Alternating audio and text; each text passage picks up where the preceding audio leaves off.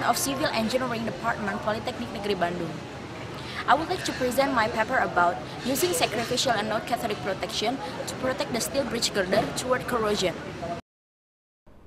Lack maintenance of steel bridges resulting in corrosion that will degrade the performance of the bridge.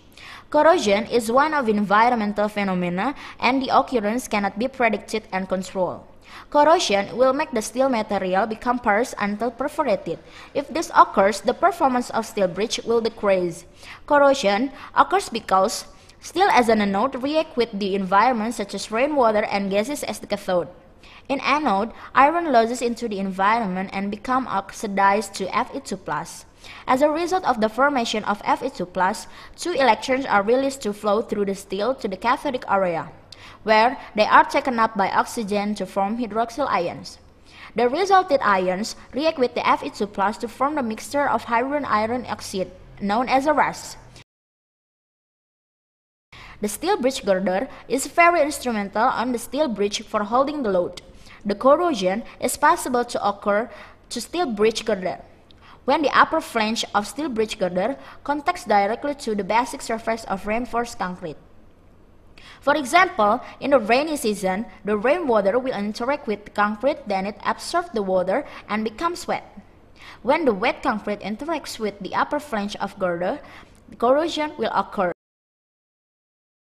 The aim of the method that I like to show you is to declare the corrosion propagation on the steel material, especially on the area that cannot be controlled and coated.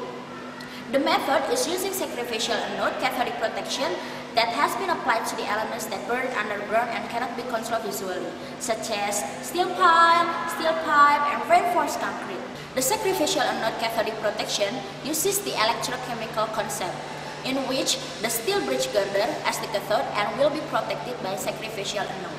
So, we should select the anode first. The anode should have more negative electrical potential than the cathode. We can see on the nearness progression, the lower position of the metal, the more negative of its electrical potential, and magnesium has it. The reason why magnesium is chosen as an anode because, first, magnesium has more negative electrical than the steel, which is minus 2.34 volt. Second, magnesium is suitable for the environment that has a high resistivity, more than 500 ohm centimeters. And the last is, magnesium is easy to get in Indonesia. Now, how to apply this method? First, magnesium is covered by backfill to prevent magnesium contact directly with the ground, and the resulted flow will be stable. After that, magnesium which is covered buried underground.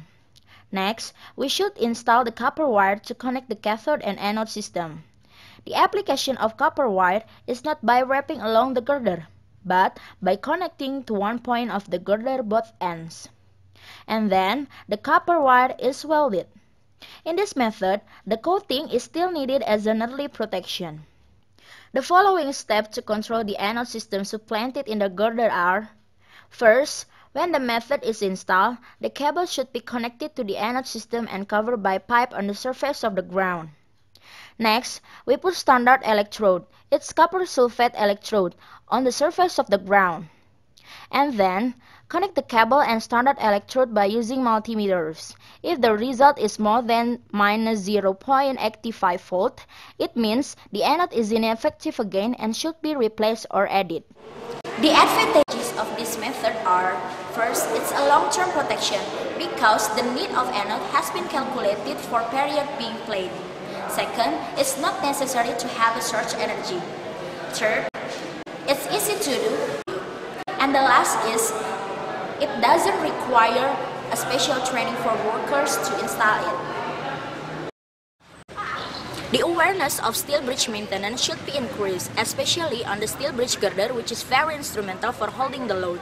This method is very suitable to be applied in Indonesia because we don't need an expertise or human resources from the other countries. Moreover, the materials and the equipments are very easy to get in Indonesia. Therefore, this method can help the government to carry out the maintenance program of steel bridge in Indonesia. Let's go toward an independent Indonesia. And thank you for your attention.